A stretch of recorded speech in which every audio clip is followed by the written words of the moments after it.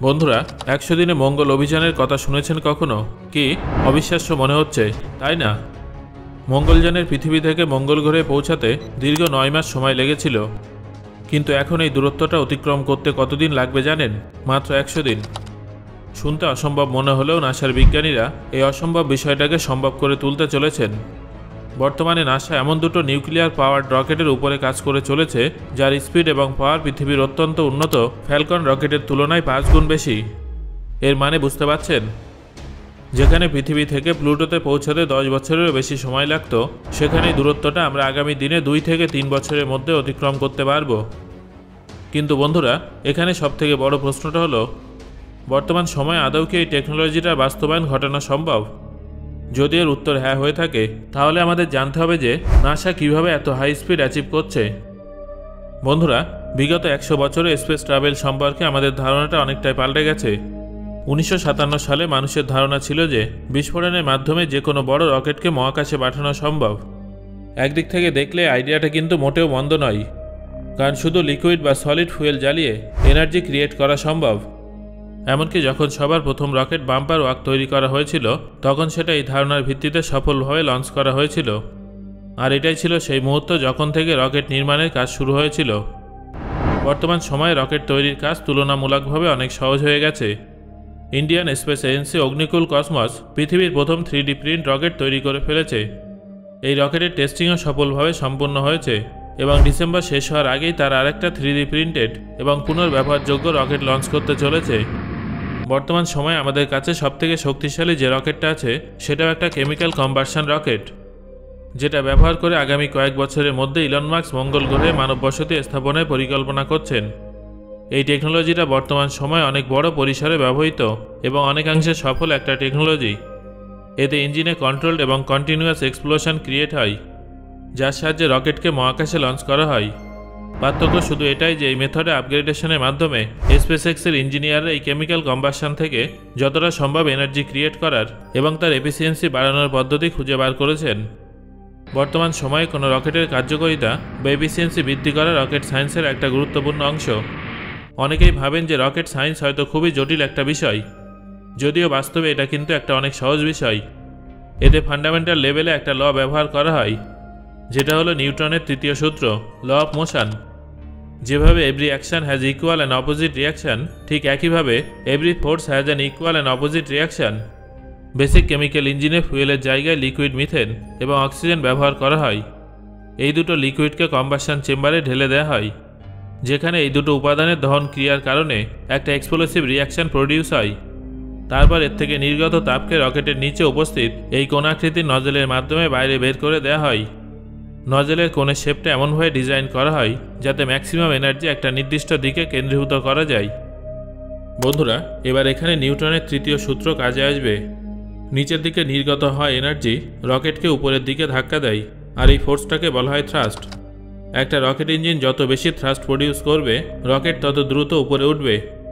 এটাই হলো basic rocket science, যেটাকে অনেক জটিল মনে করা হয়। এই মুহূর্তে নাসার প্রধান উদ্দেশ্য হলো এই ধরনের রকেট ব্যবহার করে ২০২৬ সালের মধ্যে চাঁদে পুনরায় মানব মিশন পাঠানো, যার প্রস্তুতি ইতিমধ্যেই শুরু হয়ে গেছে। তবে এখানে একটা বড় সমস্যা আছে, আর সেটা হলো আমরা কয়েক দশক ধরে এই কেমিক্যাল কম্বাসশন টেকনিকটা ব্যবহার করছি, তবে এই টেকনিকটার কিছু সীমাবদ্ধতা আছে। এর সবথেকে বড় লুপহোল হলো লিকুইড ফুয়েল জ্বালিয়ে এনার্জি ক্রিয়েট করা, যেটা অত্যন্ত ইনএফিশিয়েন্ট একটা প্রসেস। আপনারা হয়তো বিশ্বাস করবেন না, তবে এটা একদম ঠিক যে আমরা ফুয়েলের 1/3 অংশ এনার্জিতে কনভার্ট করতে পারি। এই কেমিক্যাল রকেটগুলো ম্যানুফ্যাকচার করা অনেক ব্যয়বহুল একটা ব্যাপার। একটা ছোট 1/2 কিলো ওজন বিশিষ্ট স্যাটেলাইটকে মহাকাশে পাঠাতে প্রায় ৯ লক্ষ টাকা খরচ হয়, যার মধ্যে বেশিরভাগ টাকাই ফুয়েলের জন্য খরচ হয়। এর আরেকটা বড় সীমাবদ্ধতা হলো কেমিক্যাল ইঞ্জিনের সাহায্যে মহাকাশে ট্রাভেল করা অনেক ধীরগতি সম্পন্ন এবং সময় সাপেক্ষ একটা প্রসেস। উদাহরণস্বরূপ, আমরা যদি এখনকার সেরা রকেট ফ্যালকন হেভিকে ব্যবহার করি, তা আমাদের মঙ্গল গ্রহে পৌঁছাতে প্রায় 7 মাস সময় লাগবে। মানে এতগুলো মাস মহাকাশচারীদের লো গ্র্যাভিটি যুক্ত পরিবেশে থাকতে হবে। এখনও পর্যন্ত লো গ্র্যাভিটিতে সবথেকে বেশি দিন থাকার রেকর্ড করেছেন রাশিয়ান কসমোনট ভ্যালারি পলিয়াকভ। তিনি নিরুপায় হয়ে 438 দিন, অর্থাৎ প্রায় 15 মাস মহাকাশে ছিলেন। এতদিন মহাকাশে থেকে তার হাড় এবং পেশি এতটাই দুর্বল হয়ে গিয়েছিল যে পৃথিবীতে ফিরে আসার পরে পৃথিবীর মাধ্যাকর্ষণের সঙ্গে পুনরায় মানিয়ে নিতে তার 8 মাস সময় লেগেছিল। তাই এটা বললে ভুল হবে না যে যদি মহাকাশচারীদের কেমিক্যাল ইঞ্জিনের সাহায্যে মঙ্গল গ্রহে পাঠানো হয় তাহলে মঙ্গল গ্রহে মানুষের পদচিহ্নের আগেই হুইল চেয়ারের চিহ্ন থাকবে। এই সমস্ত ভয়ঙ্কর পরিণতির হাত থেকে রক্ষা পাওয়ার জন্য নাসার কাছে একটা দারুণ সমাধান আছে। নাসা ডিপার্টমেন্ট অফ এনার্জির সঙ্গে একটা কোঅর্ডিনেট করে nuclear power rocket engine design করেছে। নাসার কাছে দুই ধরনের নিউক্লিয়ার পাওয়ার রকেটের ডিজাইন তৈরি আছে। প্রথমটা হলো নিউক্লিয়ার থার্মাল রকেট ইঞ্জিন এবং দ্বিতীয়টা হলো নিউক্লিয়ার ইলেকট্রিক রকেট ইঞ্জিন।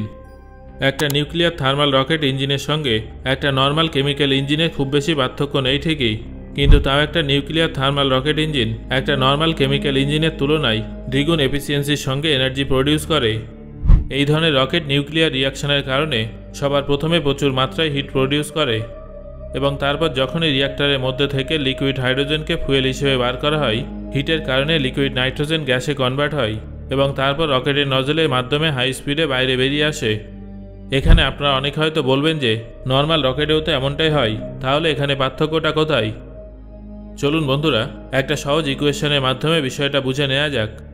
যে কোনো রকেটের এফিসিয়েন্সি পরিমাপ করার জন্য ইঞ্জিনিয়াররা স্পেসিফিক ইম্পালশন ব্যবহার করেন, যেটা থ্রাস্ট ফোর্সকে ফুয়েল ফ্লো রেট দিয়ে পরিমাপ করা হয়। এক্ষেত্রে শুধু এটাই মনে রাখতে হবে যে যত দ্রুত ফুয়েল রকেটের নজল দিয়ে বাইরে বেরোবে সেটার স্পেসিফিক ইম্পালস তত বেশি হবে। রকেটের এফিসিয়েন্সি বাড়ানোর জন্য বাইরে নির্গত হওয়া ফুয়েলের স্পিডকেও বাড়াতে হবে। নর্মাল কম্বাসন ইঞ্জিনে ফুয়েলের স্পিড 4 কিলোমিটার প্রতি সেকেন্ড হয়, যেটা অনেকটাই দ্রুত গতি সম্পন্ন হয়ে থাকে, কিন্তু একটা নিউক্লিয়ার থার্মাল রকেট ইঞ্জিনে হাইড্রোজেন প্রতি সেকেন্ডে 8 কিলোমিটার গতিবেগে বাইরে বেরোয়, অর্থাৎ নর্মাল ইঞ্জিনের তুলনায় দ্বিগুণ বেশি। দ্বিতীয় ডিজাইনটা হলো নিউক্লিয়ার ইলেকট্রিক ইঞ্জিন। এতে এনার্জি জেনারেট করার কনসেপ্ট একই, শুধু এখানে কন্ট্রোলড এক্সপ্লোশনের পরিবর্তে নিউক্লিয়ার এনার্জি ব্যবহার করে প্রথমে ইলেকট্রিসিটি প্রডিউস করা হয় এবং পিরিয়ডিক টেবিলের জেনন অ্যাটমসগুলোকে আয়োনাইজ করে সেগুলো নজলের সাহায্যে বাইরে বের করে থ্রাস্ট জেনারেট করা হয়। বাইরে নির্গত হওয়ায় জেননের স্পিড প্রতি সেকেন্ডে 40 কিলোমিটার হয়ে থাকে, অর্থাৎ নিউক্লিয়ার থার্মাল রকেটের তুলনায় 5 গুণ বেশি, যার ফলে এফিসিয়েন্সিও 5 গুণ বেশি হয়ে থাকে। নাসার বিজ্ঞানীদের বক্তব্য অনুযায়ী তারা নিউক্লিয়ার ইলেকট্রিক ইঞ্জিনের সাহায্যে খুব সহজে 100 দিনের মধ্যে মঙ্গল গ্রহে পৌঁছে যেতে পারবে।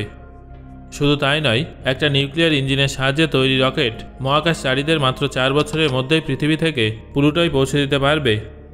এখানে 4 বছর শুনতে অনেক বেশি মনে হলেও এটা ভুলবেন না যে এই দূরত্ব অতিক্রম করার জন্য নিউ হরাইজন স্পেসক্রাফটের 10 বছরের বেশি সময় লেগেছিল। নাসার একাধিক স্যাটেলাইটে ইলেকট্রনিক আয়ন ইঞ্জিনও ব্যবহার করা হয়। তাই স্বাভাবিকভাবে আপনাদের মনে প্রশ্ন উঠতে পারে যে আমরা এত দেরি করছি কেন? মঙ্গল গ্রহ বা অন্য কোনো গ্রহে যাওয়ার জন্য আমরা এখনই কেন এই টেকনিকটা ব্যবহার করছি না? বন্ধুরা, এই কনসেপ্টটা যতটা সহজ বলে মনে হচ্ছে, এটা এক্সিকিউট করা ততটাই কঠিন, কারণ এর অনেক রিস্ক ফ্যাক্টর আছে। তাই যতক্ষণ না নাসা নিউক্লিয়ার এনার্জি জেনারেশনকে সম্পূর্ণভাবে সুরক্ষিত করতে পারছে, ততক্ষণ তারা সমস্ত মহাকাশযানে নিউক্লিয়ার ইঞ্জিন ফিট করতে পারবে না। সো বন্ধুরা, আজকের এই ভিডিওতে যে বিষয়টা নিয়ে আলোচনা করা হলো, এই বিষয়টা কি আপনি আগে থেকে জানতেন? সেটা অবশ্যই আমাকে কমেন্ট করে জানান, আর ভিডিওটা কেমন লাগলো সেটাও জানাবেন। ধন্যবাদ।